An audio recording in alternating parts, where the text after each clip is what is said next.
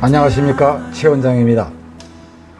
오늘은 당뇨 3대 합병증 중에 하나인 당뇨병성 망막증의 자가치유에 대해 말씀드리겠습니다. 암세포가 자라게 되면 혈액 속에 아미노산 글루타민이 소진되고 혈액 속의 글루타민 수준이 낮아지면 유전여인 NF-kappa B의 활성화에 의해서 혈관 내피 증식인자 VEGF나 혈관 형성에 관여하는 인터류킨 8, IL-8 같은 혈관 신생과 관련된 인자가 증가한다고 합니다. 혈관 내피 증식인자는 영어로 Vascular Endothelial Growth Factor, 혈관 내피 증식인자는 산소 운반량의 감소와 산소 소모량의 증가로 인해 조직의 저산소 상태를 초래하는 부위에서 대개 합성이 되고 분비됩니다. 저산소 상태, 하이폭시아. 혈관 내피 증식인자는 또한 체내에서 특정 아미노산이 부족할 때 분비된다는 것이 확립되었습니다. 즉, 글루타민의 이용이 낮아지면 혈관 내피 증식인자의 분비를 유도하는 것으로 밝혀졌습니다. 당뇨병성 망막증은 눈에서 혈관 내피 증식인자가 과도하게 분비되는 것이 원인입니다. 물론 당뇨에 의한 것이죠. 혈관 내피 증식인자는 눈에서 새로운 혈관의 증식과 혈관의 투과성 증가 등과 같은 새로운 혈관 형성의 필수적인 모든 과정을 유도합니다. 투과성이라는 것은 영어로 포어머빌리티라고 합니다. 혈관의 투과성 증가, 새로운 혈관의 증식, 혈관의 투과성 증가로 인한 것을 우리는 황반 부종이라고 부릅니다. 모큘라 에데마. 치료를 제대로 하지 않으면 당뇨병 환자의 60%에서 심각한 시력 손상 등을 일으키는 당뇨성 망막증으로 발전하게 됩니다. 미국의 경우에는 약 100만 명의 환자들이 당뇨성 망막증으로 고통을 겪고 있다고 보고되고 있습니다. 당뇨성 망막증은 안과병원에서 레이저로 치료하고 있습니다. 레이저 치료는 혈관이 손상되어 흐르는 피를 지혈하거나 다른 안질환을 치료하는데 국소적인 응고를 발생시키는 광응고를 유도하고 새로운 혈관 증식을 멈추게 해줍니다. 그러나 불행히도 이런 형태의 치료는 중심 시력, 센트럴 비전은 보존하게 하지만 옆을 보는 측시, 페리퍼럴 비전을 상실하게 되는 원인이 되기도 합니다.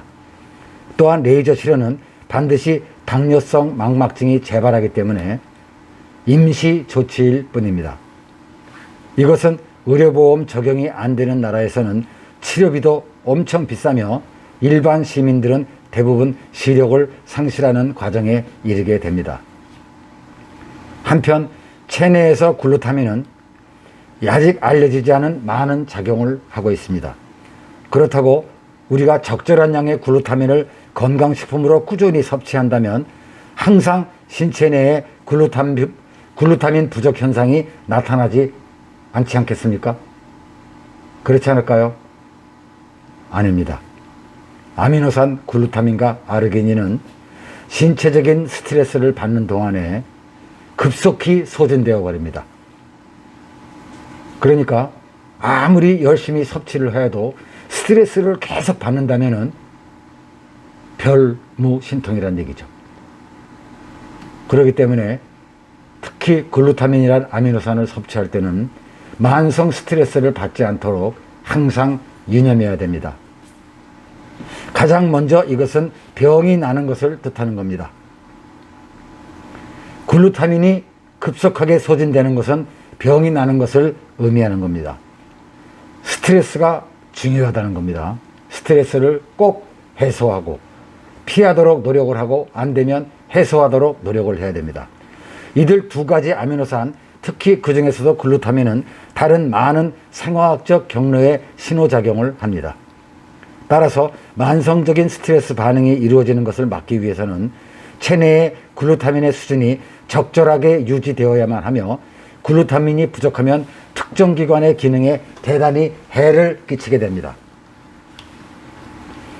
제1형과 제2형 당뇨 환자는 하루에 10g의 글루타민을 하루에 2번에 나누어 5g씩 생주스, 가능하면 도마도를 갈은 생도마도 주스에 타서 섭취를 해야 합니다.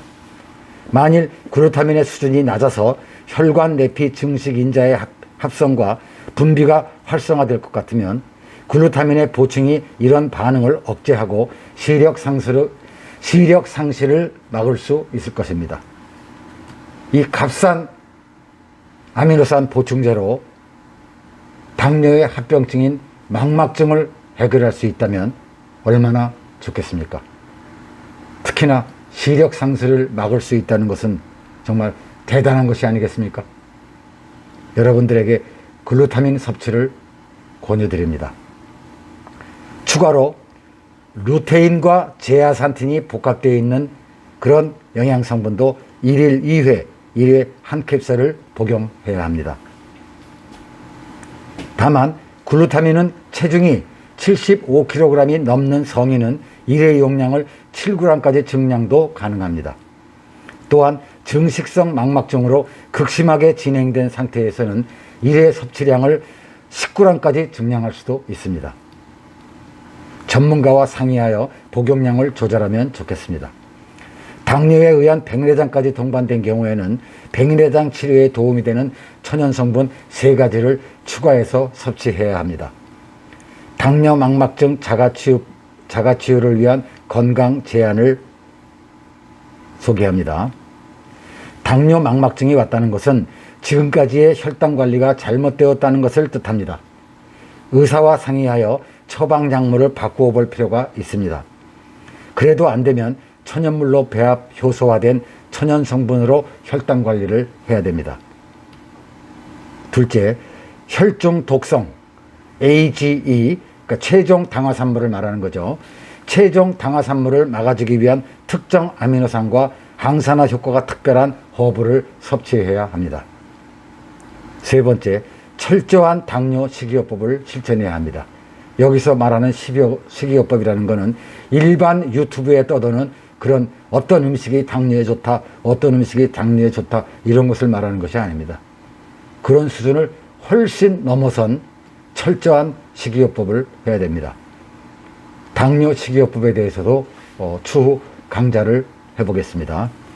네 번째, 반드시 금연과 금주를 실행해야 하며, 다섯 번째, 컴퓨터 화면 작업을 가능한 억제해야 되고, 여섯 번째, 스트레스를 받지 않도록 주의해야 합니다. 일곱 번째, 하루에 30분 정도 빠르게 걷기 정도의 운동을 하고, 여덟 번째, 충분한 시간, 숙면 시간 7시간 내지 8시간을 취하되 너무 오랜 시간을 수면 상태로 있는 것이나 수면이 부족한 상태로 지내는 것도 피해야 합니다. 당뇨 망막증으로 고생하시는 분들에게 빠르게 회복되는 그런 좋은 정보가 되었으면 합니다. 좋은 글루타민 제품을 원하시는 분들은 문의 전화를 주시면 값은 같지만 가장 훌륭한 품질의 제품을 소개해 드릴 수는 있습니다. 모든 장기 유병 당뇨 환자에게 도움이 되었기를 바랍니다. 경청해 주셔서 감사합니다.